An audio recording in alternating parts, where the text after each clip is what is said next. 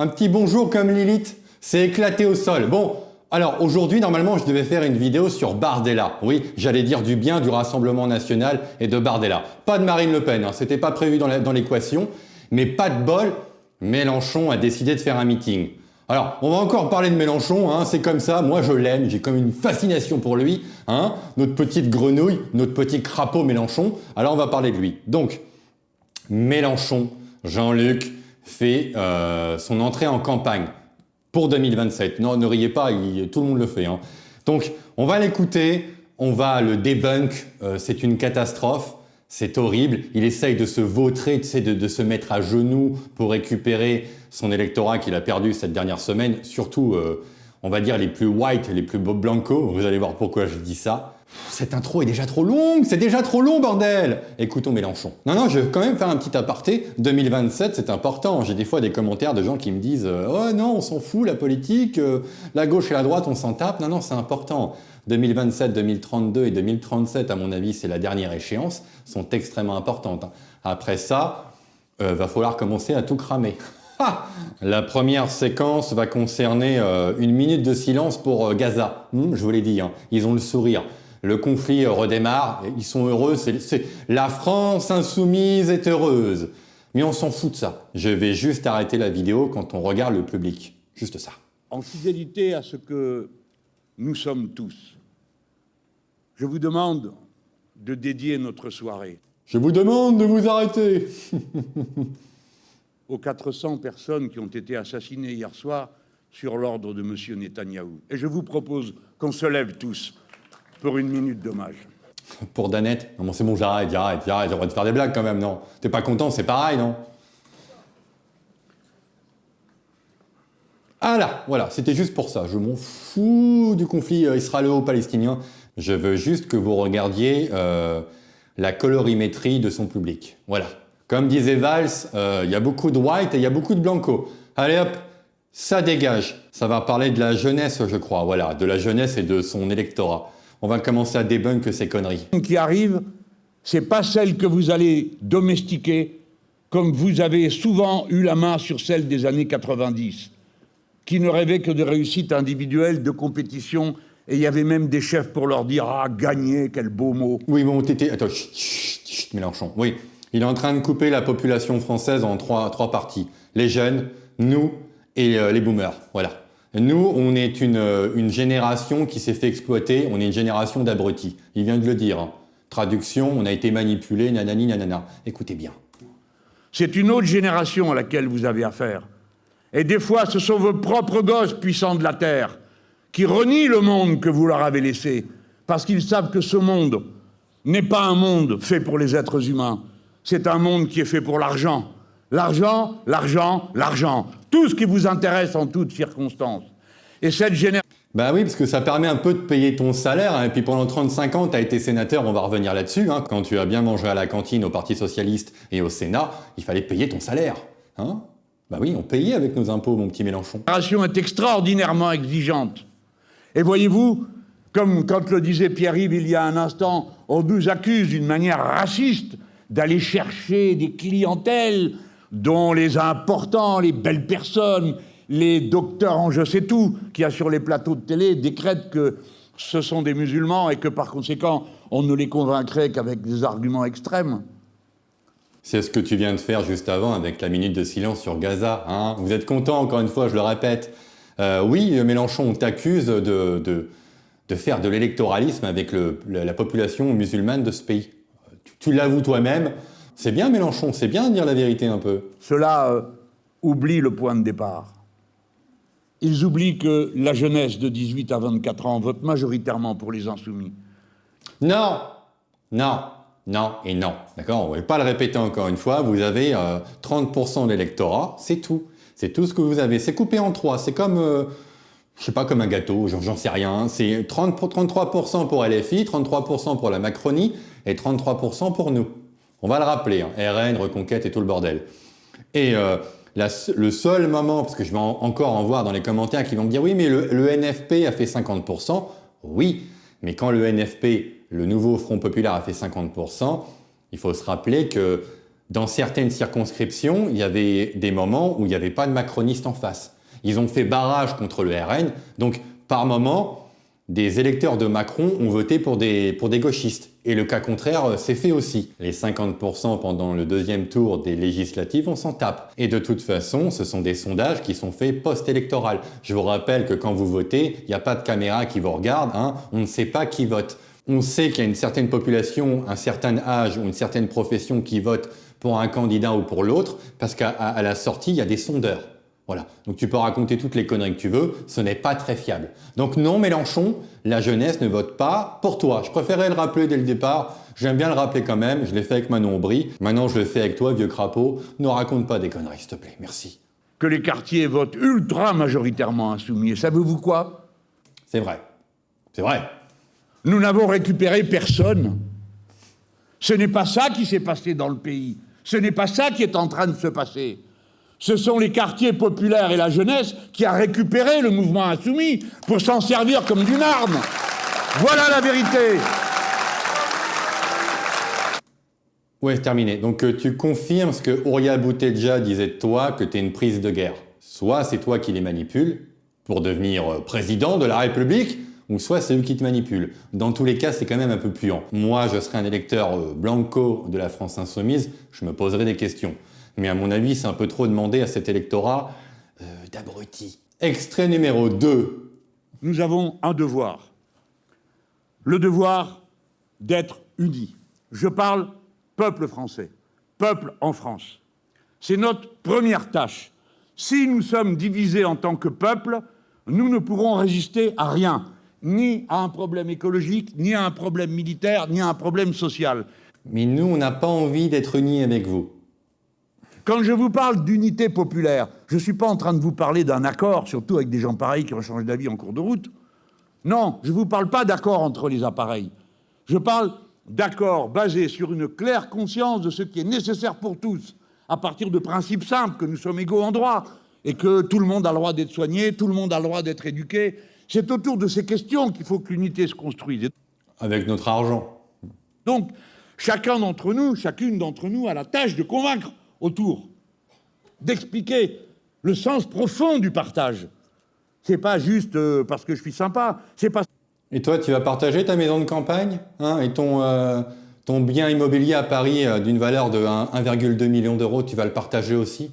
Parce que c'est une nécessité absolue que de partager le savoir, les moyens, etc.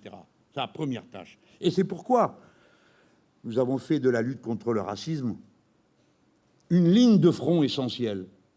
Parce que tout le reste, vous pouvez considérer que vous avez du temps pour finir de convaincre le voisin, le cousin, le parrain de ce qui est nécessaire et d'un bon programme politique.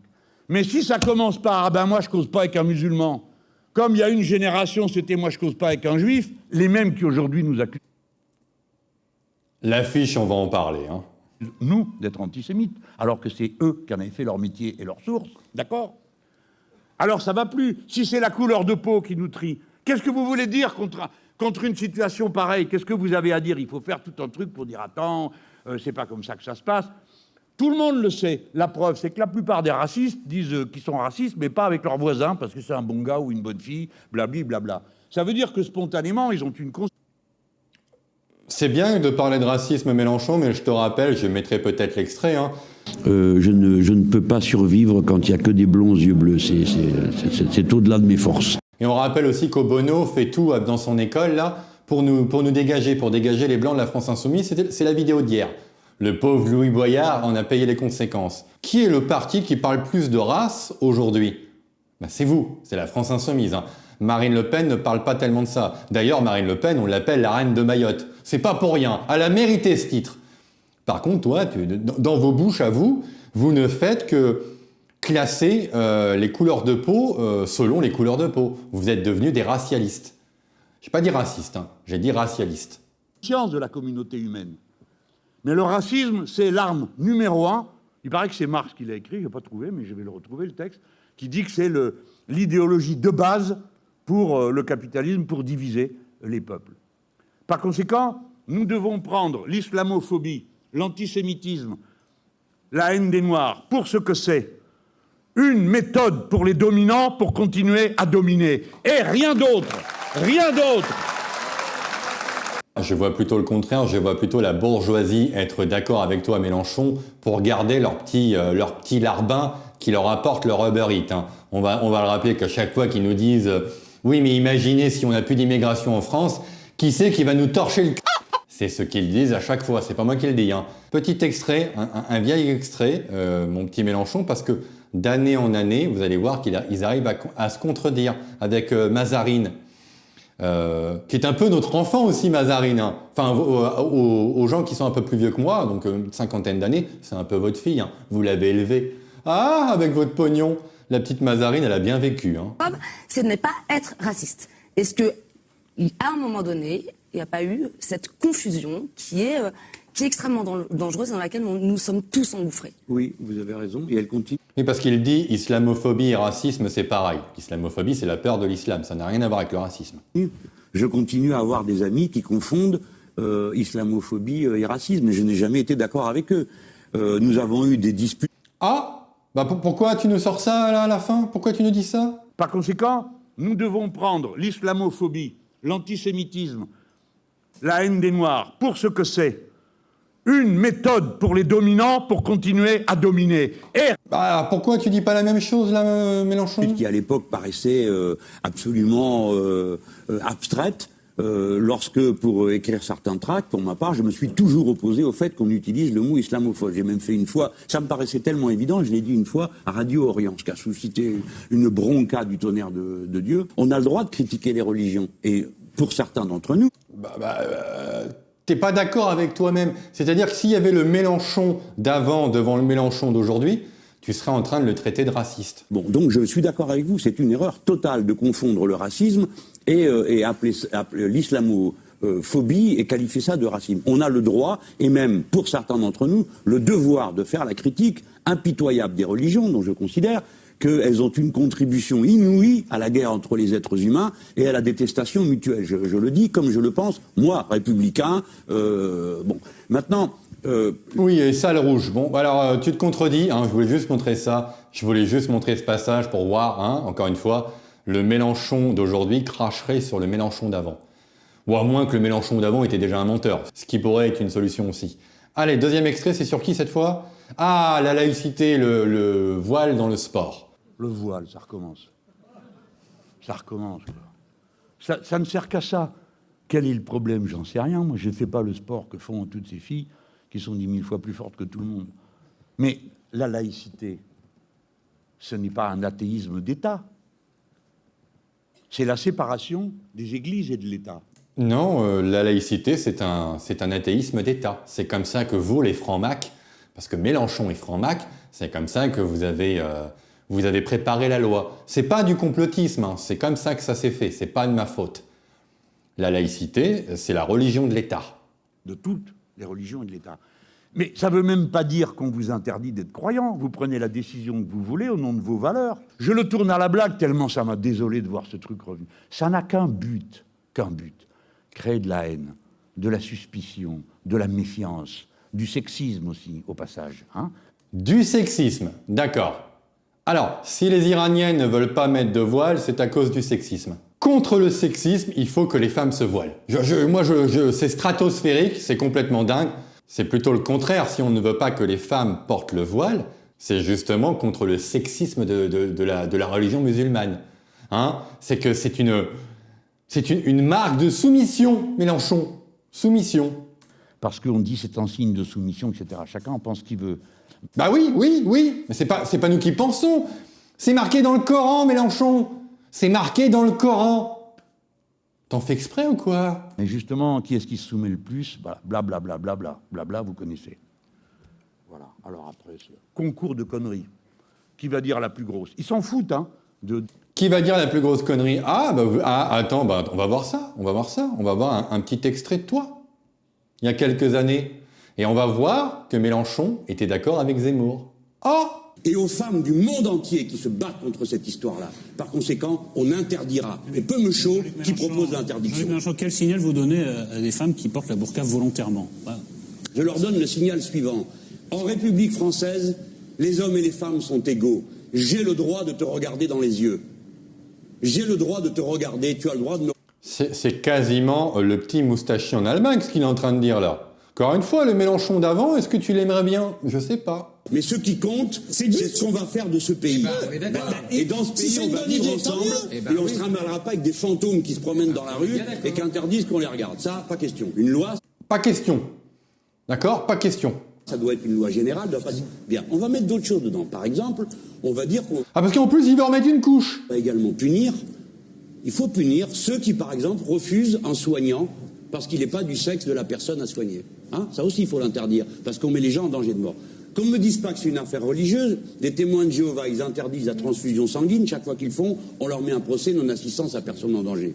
On va interdire l'utilisation des bâtiments publics réservés à un sexe. Par exemple, la piscine ouverte à telle heure pour les hommes, à telle heure pour les femmes. Donc Mélenchon, t'arrives à être d'accord avec Zemmour. Le Mélenchon d'avant était d'accord avec Zemmour. Peut-être que le Mélenchon d'avant aurait voté Reconquête. Maintenant, c'est sur Retailleau. Attention, accrochez-vous parce que vous allez peut-être vomir un peu. Monsieur Mélenchon confirme le gros remplacement. Le terme me fait rire. C'est quelqu'un qui se reconnaîtra qu'il a trouvé le gros remplacement. Là, maintenant, je peux le dire. On comprend le problème qu'il pose. Mais c'est pas à lui de faire le boulot. C'est au ministre des Affaires étrangères, pas au ministre de Il parle de Retailleau. l'Intérieur. Vous dire, mais pourquoi? Parce que c'est pour ça qu'il y a des ministres différents. Ils font des tâches différentes, ils sont dans d'autres relations. Et il y a des procédures qui n'ont pas été respectées, paraît-il. Enfin bon, bref. C'est bon, monsieur Retailleau. Paix. Cool, tranquille, calme, bouche cousue. Voilà, oui, faut... Oui, je vous rappelle que Retailleau essaye de soumettre l'Algérie pour qu'ils reprennent tous leurs abrutis complètement dégénérés. Et Mélenchon n'est pas d'accord avec ça. Donc on doit garder tous les tarés. Hein. Donc là, on est carrément dans une guerre diplomatique avec un pays qui commence vraiment à nous emmerder.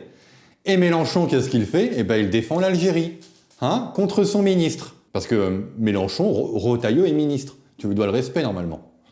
Une personne de ton âge, on attend un peu ça, mais bon. Arrêtez. Ça ne sert à rien tout ça, qu'à créer des tensions. Et maintenant, voilà qu'il y aura des mesures de représailles. Et où on va comme ça? C'est quoi vos mesures de représailles? La circulation. Ah bon? Eh bien écoutez, nous sommes dans ce pays des millions de franco-maghrébins. Ah! Bah quoi? Comment ça? On nous a dit que c'était une théorie d'extrême droite. Qu'est-ce que tu es en train de raconter, Mélenchon? Eh bien écoutez, nous sommes dans ce pays des millions de franco-maghrébins. Je me compte dedans parce que moi je suis né au Maroc. D'accord? Nous sommes des millions, vous allez faire... Non, t'es pas né au Maroc. Enfin oui, t'es né au Maroc, mais t'es né de parents français. Il m'énerve là. T'es né de parents français, qui étaient d'origine espagnole, mais on s'en tamponne. Tu es issu d'une famille coloniale, d'accord? Tes parents ont été envoyés au Maroc pour coloniser, pour continuer le régime colonial français. Tu n'es pas un Maghrébin, Mélenchon. T'es un bon Européen. Rappelons-le quand même. Quoi? Nous empêcher d'aller voir les parents au pays ou les grands-parents? Vous allez empêcher nos cousins de venir nous voir, nos enfants, nos petits-enfants? Dans quel monde vous vivez? Vous n'êtes pas au courant que 1 Français sur 4 a un grand-parent qui est étranger? 1 sur 4. Quand j'étais gamin, c'était 1 sur 10. 1 sur 4. Vous parlez de nos familles, monsieur Retailleau. Merci Jean-Luc. Tu confirmes le gros remplacement. Bon, tu l'avais déjà fait, mais c'est très bien, 1 sur 4 n'est pas d'origine française. Moi, je dirais 1 sur 3. C'est plutôt 1 sur 3 aujourd'hui. Mais c'est pas mal, et tu confirmes que dans les années 70, ce n'était pas le cas. Donc avant, il y avait un peuple qui était là. Il y avait un peuple qui était là il y a 1000 ans. Et pardonnez-moi, monsieur Mélenchon, pardonnez-moi, mais ils n'ont pas envie de se faire grand remplacer. C'est petit. Elle est pas mal, mon imitation de Zemmour. Vous parlez de nos familles quand vous parlez de faire ce que vous êtes en train de dire que vous allez faire. Nous empêcher de circuler, nous empêcher de nous inviter les uns chez les autres. Parce que vous voyez toute personne... Oui, mais toi, tu m'empêches, en fait, que moi, je dis à ces gens de partir de chez moi parce que j'en ai marre de les voir, en fait. Toi, tu veux absolument vivre avec eux, mais nous, on ne veut plus vivre avec eux. Alors, qu'est-ce qu'on fait, Mélenchon? Qu'est-ce qu'on fait? T'as pas une solution? Qu'est-ce qu'on fait? On se sépare? Vous nous donnez la Bretagne, vous prenez le reste? J'en vois qui commencent à gueuler, ne vous inquiétez pas. Nous, on va construire des chars et eux, ça deviendra Bagdad. En 3 semaines, on reprend la France. Maghreb comme un ennemi, comme quelqu'un qui pose problème. Voilà comment ils nous voient tous. Je me mets dedans, Parce que je suis sûr que les 3/4 d'entre vous feraient la même chose que moi. Diraient, bah écoutez, moi, voilà, je suis né à Alger, même si c'est pas vrai. Je suis né à Blida, ou je suis... Les gens qui sont en face de toi, c'est des bons Français de France et de Navarre. Tu vois, il n'y a pas plus Français de chez Français. Hein. Je remettrai des petites photos. Il n'y a pas beaucoup de gens issus de l'immigration. Alors, il y a peut-être 2-3 Espagnols qui sont cachés. Hein. Quoique c'est Brest. Non, il n'y a pas trop d'Espagnols là-bas. Donc, c'est des bons Bretons. Des bons Bretons. Ah, merde alors. Merde Mélenchon. Merde, va savoir où, hein? Parce qu'on ne laissera pas refaire ça. Trier les Français, d'après d'où ils viennent, leur permettre ou leur interdire d'avoir une vie de famille d'après je ne sais quels critères. C'est pas M. Retailleau qui va décider ça. Donc, qu'il y ait des problèmes... C'est pas toi non plus, Mélenchon. C'est pas toi non plus. Parce que crois-moi que tu vas jamais être élu. Crois-moi sur parole, Mélenchon, tu ne seras jamais élu. Quitte à voter pour Macron, peut-être qu'on va le faire, tiens, la prochaine fois, c'est nous qui allons faire barrage, mais il n'est pas question que tu deviennes président de la République. Prends note de ce que je suis en train de te dire et les gens qui me regardent seront d'accord avec moi. Jamais de la vie tu seras président, Mélenchon. Jamais. Ok, on sait qu'il y a des problèmes. On sait comment ils peuvent être créés. Mais on ne va pas les régler comme ça. D'abord, il faut vivre avec son temps. Le temps de la colonie est terminé. On ne donne plus d'ordre aux autres. On discute. Parce que ce sont des gens... Le temps de la colonie est terminé, moi je veux bien, mais ça va aussi dans l'autre sens. Moi, j'ai pas envie que mon pays se fasse coloniser. C'est bientôt fini, encore 2 extraits. Ne vous inquiétez pas. Nous autres de gauche. Oui, moi je suis de gauche, comme toi Mélenchon. Je suis de gauche. Ah, la gauche d'avant, hein, celle qui était pour la colonisation, celle qui était aussi pour, comment dire, la collaboration. Ah, la collaboration. On va prendre de la hauteur par rapport aux événements. Il ne faut pas se laisser embarquer chaque fois qu'il y a une histoire. Si pendant 7 jours, ça les excite de nous taper dessus à propos d'un visuel... Ah oui, là, donc là voilà, parce que j'avais oublié la partie, là on va arriver dans le bouquet final. Là, on a du grand Mélenchon qui arrive, la polémique sur l'affiche, tout le bordel qu'il y a eu. C'est parti. Respirez, respirez. Humez l'air comme ça, on y va. Il ne faut pas qu'on perde de vue le fil essentiel, parce que pendant qu'il parle de ça, il ne parle pas du reste de ce qu'on a dit et de ce qu'on est en train de dire. On perd notre temps. Alerte, la catastrophe s'avance.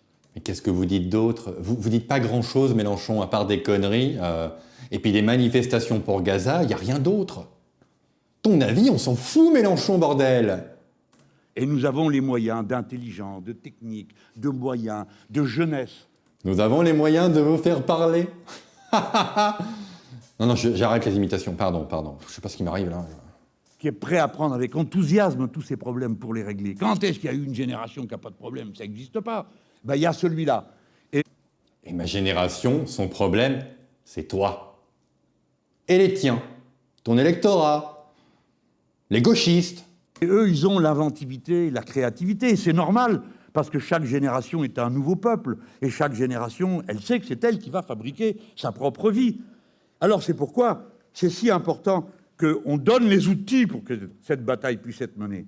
Mais je le redis aux plus anciens d'entre nous, si nous ne résisterons pas, personne ne résistera. Ce qui s'est passé en Allemagne, ce qui s'est passé en Italie, où il n'y a plus de gauche, ce qui s'est passé aux Amériques, c'est parce que ceux dont c'était le devoir, l'honneur, qui était de résister et de tenir la bannière aussi longtemps qu'il le fallait, fût tout seuls, tous ont capitulé, tous ont changé de camp et abandonné des milliers de gens qui ne savent plus quoi faire aujourd'hui pour reconstruire une force politique. Nous, ensemble... Oui, alors Mélanie a gagné, en Allemagne la AfD a gagné et Trump a gagné parce qu'on en a marre de l'immigration. C'est tout. Nous avons le peuple avec nous, nous sommes légion. Vous êtes une petite minorité qui commence un petit peu à nous gonfler. Hein? Ce n'est pas l'extrême gauche, le wokisme et toutes ces conneries qui ont été choisies, c'est nous. Mélenchon respecte la démocratie, bordel. Nous l'avons construite, cette force. Et ce n'est pas une force qui dépend d'un homme, quoi qu'il croie, ce n'est pas vrai. Les gens n'ont pas voté pour moi, ils ont voté pour moi peut-être par distraction, mais ils ont surtout voté pour le programme, pour l'avenir en commun, qui est la vraie transition entre la société capitaliste et celle que nous voulons construire. Mais qu'est-ce que tu veux construire? Parce qu'à part la société capitaliste, c'est le socialisme, et c'est la queue pour manger. Hein. Tout le monde va avoir la même bagnole, tout le monde va avoir les mêmes vêtements, il y aura 2 chaînes de télévision, ça va être catastrophique. Hein. Parce que je le rappelle encore une fois, ça n'a jamais marché nulle part. Nulle part, ça n'a marché. Pas un endroit au monde. Ah si, la Corée du Nord. Mais moi, si Mélenchon, attendez. Si tu me vends la Corée du Nord, moi je vote pour toi. Je vote pour toi, Mélenchon. Ah, la Corée du Nord, ça va être autre chose tout de suite, là. Ah, on va peut-être un petit peu s'amuser. Bon. Dernière partie. Comme vous pouvez le constater, la dernière partie, c'est pas Mélenchon qui l'a montré. C'est F de Souche. Et plein d'autres vont d'ailleurs la passer toute la journée. D'ailleurs, c'est le seul extrait que vous allez voir de son meeting. Aujourd'hui, vous n'allez voir que ça. Le bouquet final. C'est parti. C'est nous qui sommes les racistes. Qu'est-ce que c'est que cette histoire? Et parce que j'ai dit, ça suffit sur un plateau de télé, parce que j'en avais jusque-là. Et comprenez-moi bien, regardez le vice de ces gens. Oui, il y a peut-être une allusion, comme ils sont complètement obsédés qu'ils ont à la maison les collections d'affiches d'extrême droite que leur avaient laissées leurs grands-parents. Ils les regardent tous les 5 minutes. Là, celle-là, je la connais. Pas de bol. Mon grand-père était vraiment de ce côté-là, de ce bord-là. Hein. Vraiment, mais vraiment au plein dedans. Il n'avait pas d'affiches comme ça. Je connais. Pas de bol, nous, on n'a pas ces affiches. On n'est pas au courant. On ne sait pas. D'accord? 7 jours, ça a duré. Ça fait 7 jours qu'ils nous cassent les pieds avec un... Et oui, et ça va continuer, parce que t'aurais dû te taire, Mélenchon. Qui n'est plus aujourd'hui diffusé que par l'extrême droite et les journalistes. Ils se repaissent du délice de voir si quelqu'un ne voudrait pas avouer. Il avouerait, on pourrait le punir, et ensuite on chercherait ses complices, qui eux aussi auraient droit à la poussette, à la question ordinaire, et peut-être même à l'extraordinaire, pour que de nouveaux aveux viennent nourrir le dossier. Voilà, c'est ça. Ça s'appelle les médias. Et ils croient qu'on les croit. C'est ça qui est extraordinaire. Ils croient que le peuple français ne sait pas que 90% des médias appartiennent à 9 personnes, milliardaires, et qui perdent de l'argent avec ces médias. Et ils croient que vous êtes tellement limité dans vos capacités à comprendre. Oui, non mais d'accord, c'est vrai, t'as raison, mais nous on a que Bolloré, hein. Tous les autres ils militent pour la gauche ou pour la Macronie. Hein. D'ailleurs, ton parti reçoit de l'argent de certains de ces milliardaires. D'ailleurs, certains médias qui te protègent, Blast, Mediapart, reçoivent de l'argent de ces milliardaires. Donc moi je veux bien, mais oui, les Français le savent. Par contre, ton électorat d'abrutis, je suis moins sûr. Hein? Que vous ne vous posez pas la question de savoir pourquoi ces gens acceptent de perdre de l'argent pour posséder des journaux qui ne leur rapportent rien, alors que le reste du temps, ils vous couperaient les cheveux pour en faire des édredons s'ils pouvaient. Pourquoi Mélenchon il te finance, ces gens-là? Pourquoi il te finance? C'est peut-être que tu leur fais pas vraiment peur, hein? Parce qu'on va te donner un petit peu l'Élysée, 2-3 gourgandines comme ça qui viendront à la place de Chirikou, là, parce que tu vas pas te la taper pendant 1000 ans quand même. Tu seras président de la République, un peu de standing, des petites Suédois, des petites Africaines comme ça, tu vas être bien mon petit Mélenchon. Hein? Qui c'est qui va te les payer tout ça? C'est nous qui sommes les racistes. Oh, doucement, on arrête de parler. Eh ben oui, ce sont les milliardaires qui te seront mis peut-être au pouvoir, mais peut-être qu'ils ont envie, ou peut-être qu'ils vont trouver un autre pigeon à la place, genre Attal ou Villepin, je ne sais pas. Hein? Voilà, on a regardé le meeting de Mélenchon, on a regardé le principal. Monsieur est rentré en campagne, il fallait regarder ça. Bon, c'était pas très intéressant, j'en sais rien, on verra bien. Hein? Bisous.